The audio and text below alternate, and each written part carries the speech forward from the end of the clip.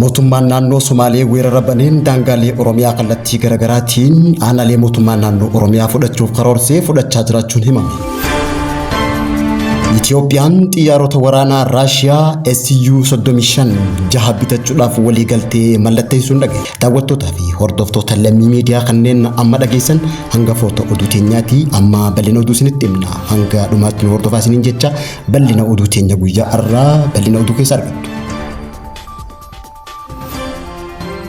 Ji'oota dabran manni marii mootummaa naannoo Somaalee walgahii ariifachiisaa taa'een caaseffama aanaalee Haarawaa raggaasiseen aanaalee daangaa Oromiyaa mootummaa naannoo Oromiyaatiin bultu 42 caasaalee aanaa Haarawaa mootummaa naannoo Somaalee taasisuuf sagalee guutuun raggaasifachuun ni yaadatama. Kanumaanis Oromiyaa kallattii baa fi kibbaatiin mootummaan naannoo Somaalee humnoota poolisii naannichaa bobbaasuudhaan Oromiyaa kibbaa godina Booranaa aanaalee akka Liibanii fi Dirree godina Baalee Gurraa Dhaamolee fi Madda Walaabuu akkasumas godina Harargee aanaalee akka Cinaaksan Baabbilee Gooroo guutuu fi Dhagaalolaa Harargee aanaalee akka Gumbii Bordoddee Doobbaa fi magaalaa guddoo Baa Oromiyaa Dirree Dhawaatti weerara banteen intala Oromoo Addee Nasiyaa Ziyaadoo dabalatee qonnaan bultoota Oromoo hedduu wareeguun kaanis qe'ee irraa buqqaasaniiti. Haaluma kanaan itti fufuudhaan karooraa fi mul'ata isaanii milkeessuuf hidhattoonni poolisii mootummaa naannoo Somaaleetiin hoogganamu Harargee Baanaa Cinaaksanitti dhukaasa bananiin hanga ammaatti lubbuu qonnaan bultoota 100 olii wareeguun qabeenya hedduu barbadeessuun kaanis saamuu jiraattonni kanaan dura lammii miidiyaatti himuun ni yaadatama. Guyyaa irraa immoo godina Harargee Baanaa miidhagaa lolaa zoonii mullu araddaa caffee aannanii magaalaa Ibroo Muusaa iddoo jaamtutti mootummaan naannoo Somaalee jala galfamuu jiraattonni himu miidiyaan OSM gabaasitti jira. Akka gabaasni kun ibsutti mootummaan naannoo Somaalee alaabaa mootummaa naannoo Oromiyaa buqqaasuun naannoo Somaalee akka dhaabanii fi yeroo ammaan tana araddaan tun guutumaan guututti humnoota waraanaa mootummaa naannoo Somaaleetiin qabatamuun ibsameeti jira.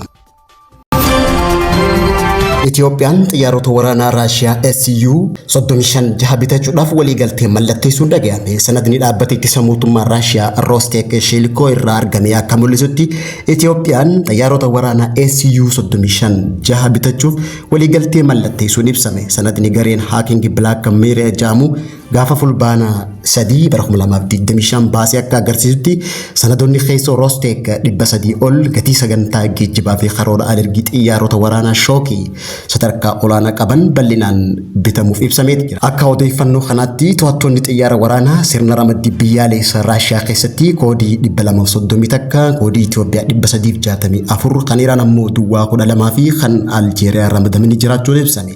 Itoophiyaan duraanuu xiyyaara waraanaa Su-35 kana bitachuuf karoora kan qabdu waggaa ta'u xiyyaarri Su-35 xiyyaarota waraanaa Raashiyaa keessatti sadarkaa olaanaa qaban keessaa tokko waggaa ta'u olaantummaa qilleensaa fi eegama haleellaa fageenya dheeraadhaaf kan qophaa'e ta'uun ibsame. Akkaataa yeroo sanada kanaa keessatti kaa'ametti waliigalteen Itoophiyaa fi Raashiyaadhaa sadarkaa olaanaa irra ga'e yookaan geejjibni jalqabamee jiraachuun ibsameeti jira. Akka xiinxaltoonni tokko jedhanitti bittaan kun yoo mirkanaa'e Itoophiyaan dandeettii humna qilleensaa isii fooyyessuuf tattaaffiin taasiftu kan calaqqisiisu hoggaa ta'u Itoophiyaan xiyyaarota waraanaa ammayyaa bitattee kun isa jalqaba ta'uun ibsameeti jira. Waliigalteen kunis wayitaa haalli nageenyaa naannawichaa jijjiiramaa jiratu kan mallatteeffame ta'uun ibsameeti jira. Konferensii biyyaalessaa uummata Tigraay adeemsifamaa jirtu irratti hooggantoonni TPLF fi mootummaa Eertiraa garee Shaabiyaa wajjin hariiroo uumuu isaa ifaatti labseeti jira.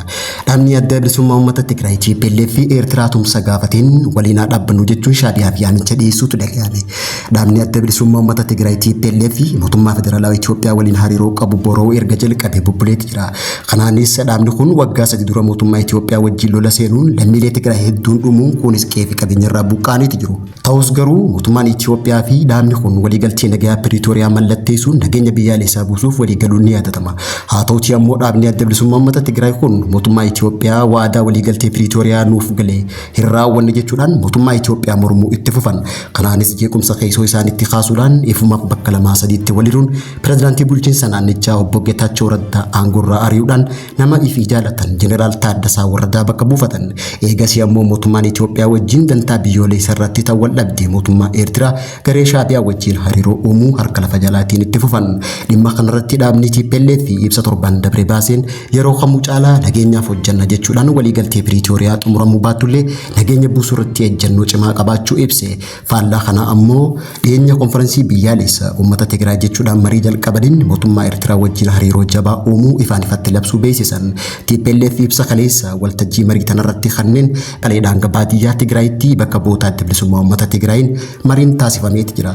Xumura konferensii kanaatis ibsa ejjennoo isaanii keessatti mootummaa Shaabiyaatiin waliin haa dhaabbannoo jechuun yaamicha waraanaa kan Itoophiyaa weeraru taasisaa jiru. Ibsa isaanii kanaanis nuti kan dandeenye hunda ni goona, balaa uummata Tigraay fi Eertiraatti dhufaa jiru hambisuuf isinis nu cinaa dhaabbadhaa, sagalee keessanis dhageessisaa jechuun ifaan ifatti Eertiraadhaaf yaamicha dhiyeessite. Kamisa dabree duguggaa shanyii uummata Tigraay bifa callisaatiin irratti deemaa jiru obsilee hin laallu jechuudhaan hawaasa addunyaatiif yaamicha kan dhiyeessan hoggaa ta'u, akka heera mootummaa federaalawaa Itoophiyaatti naannoon takka beekamtii mootummaa federaalawaa malee biyya tokkoof yaamicha dhiyeessuun heera mootummaa federaalaa kan cabsu hoggaa ta'u, hoggantoonni naannoo Tigraay biyya ollaa Itoophiyaa Eertiraa yaamicha waraanaa ifaan ifatti taasisuu labsan. Dhimma Tigraay kana laalchisuun ammoo pirezidaantiin naannoo Tigraay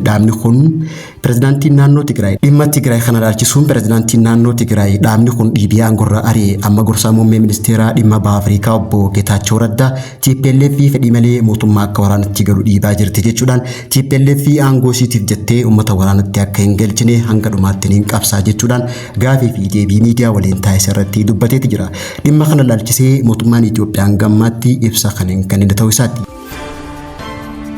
Daawwattootaa fi hordoftoota Lammii Miidiyaa oduun galgala kana qabnee dhiyaannee kan gammaatti hordofaa turtanii chaanaalii Lammii Miidiyaa namoota hedduu bira akka dhaqqabuuf laayik, sheerii fi sabskiraayib gochuu hin dagatinaa isiniin jecha turtii gaarii qabaadhaa.